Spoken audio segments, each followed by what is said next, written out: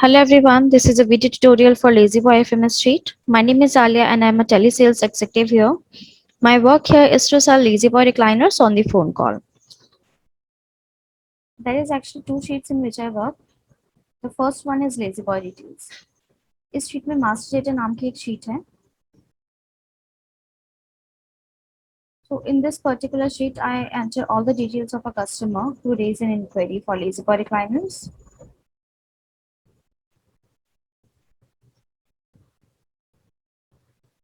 जैसे कि आप देख सकते हैं, फर्स्ट कॉलम है सीरियल नंबर, देन सेकंड है डेट. सो डेट वाले कॉलम में डेट फिल करनी होती है जिस भी डेट को हमें क्वेरी रिसीव होती है. मंथ खुद अपीयर हो जाता है क्योंकि यहाँ पे फॉर्मूला रखा हुआ है. Then next column है source. So I receive these leads from IVR website, India Mart dealers, existing customers, or from LazyBoy.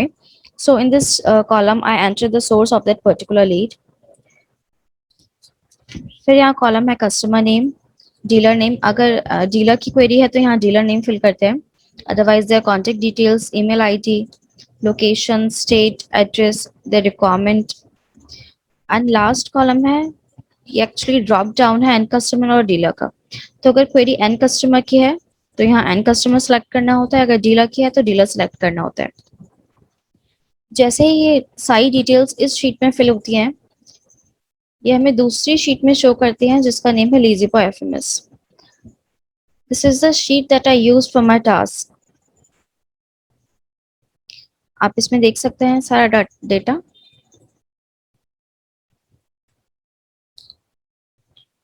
So serial number, date, customer name, company name, phone number, email ID and city, ये वही सारे columns हैं जो मैंने last sheet में fill किए थे. यहाँ पे नेक्स्ट कॉलम आता है प्रोडक्ट. इस कॉलम में हमें सेलेक्ट करना होता है LazyBoy, लिटिल नाप और LazyBoy डीलर. अगर एंड कस्टमर की क्वेरी है तो LazyBoy, अगर उसने लिटिल नाप के लिए इंक्वायर किया है तो लिटिल नाप, और अगर डीलर की क्वेरी है तो डीलर. देन मंथ अगेन खुद से होता है. स्टेटस को भी स्किप करते हैं, स्टेप्स पे आते हैं. तो फर्स्ट स्टेप है कॉलिंग. फर्स्ट कॉल करनी होती है हमें क्लाइंट को विद इन 30 मिनट्स जैसे ही हमें क्वेरी रिसीव होती है उसके बाद.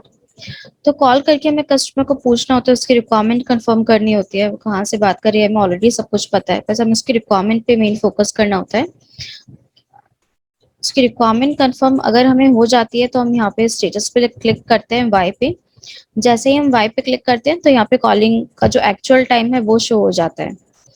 आप कॉलिंग रिमार्क्स में कस्टमर की रिक्वायरमेंट भी लिख सकते हो. दूसरी चीज आप कॉलिंग रिमार्क्स में लिख सकते हो, सपोज अगर कस्टमर ने कॉल पिक नहीं किया तो आपको यहाँ पे वाई पे सिलेक्ट नहीं करना होता है, डायरेक्ट यहाँ पे आप डेट डाल के रिमार्क लिख सकते हो लाइक दिस.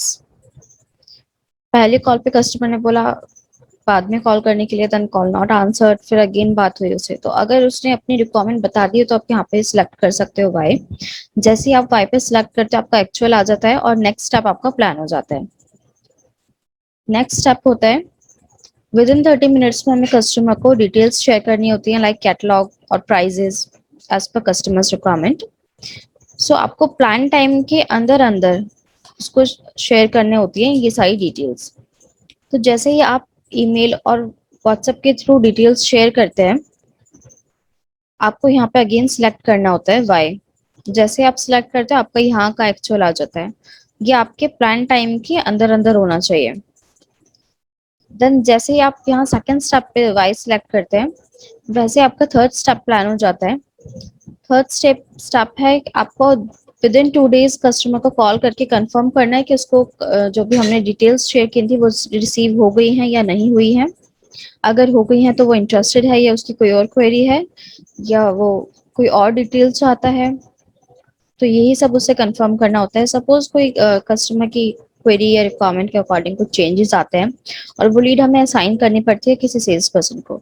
तो यहाँ पे फोर्थ स्टेप पे हम लीड असाइन टू का ऑप्शन है.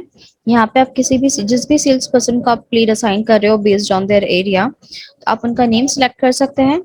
यहाँ पे आपको लीड असाइन, जिस डेट को आप लीड असाइन कर रहे हैं वो डेट यहाँ पे लिखनी होती है और लीड का स्टेटस एक बार कॉल करके कंफर्म करना होता है सेल्स पर्सन से. अंदर आप यहाँ पे स्टेटस लिखते हैं. सपोज आप ये लीड किसी को असाइन नहीं कर रहे हैं और आप ही इन पे वर्क कर रहे हैं तो यहाँ पे फॉलोअप्स के कॉलम है.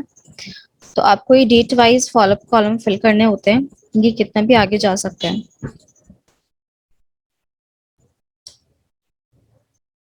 देन यहाँ कॉलम है स्टेटस का।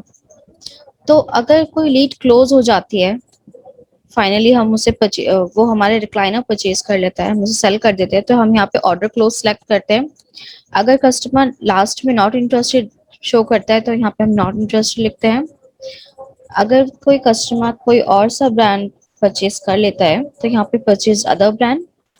अगर हम किसी सेल्स पर्सन को लीड फॉरवर्ड कर रहे हैं, जैसे कि मैंने यहाँ शो किया था लीड असाइन टू में, अगर हमने किसी को फॉरवर्ड किए यहाँ पे, तो स्टेटस में हम यहाँ पे सिलेक्ट करते हैं लीड फॉरवर्डेड टू सेल्स। अगर कस्टमर ने कुछ टाइम हमसे मांगा है कि उसे हम 1 और 2 मंथ्स के बाद कॉल करें, तो यहाँ पे ऑन होल्ड। अगर इनवैलिड लीड शो करती है तो इनवैलिड, और अगर नॉट एप्लीकेबल है तो नॉट एप्लीकेबल। तो ये स्टेटस हमें फिल करना होता है एज पर कस्टमर्स कन्वर्सेशन।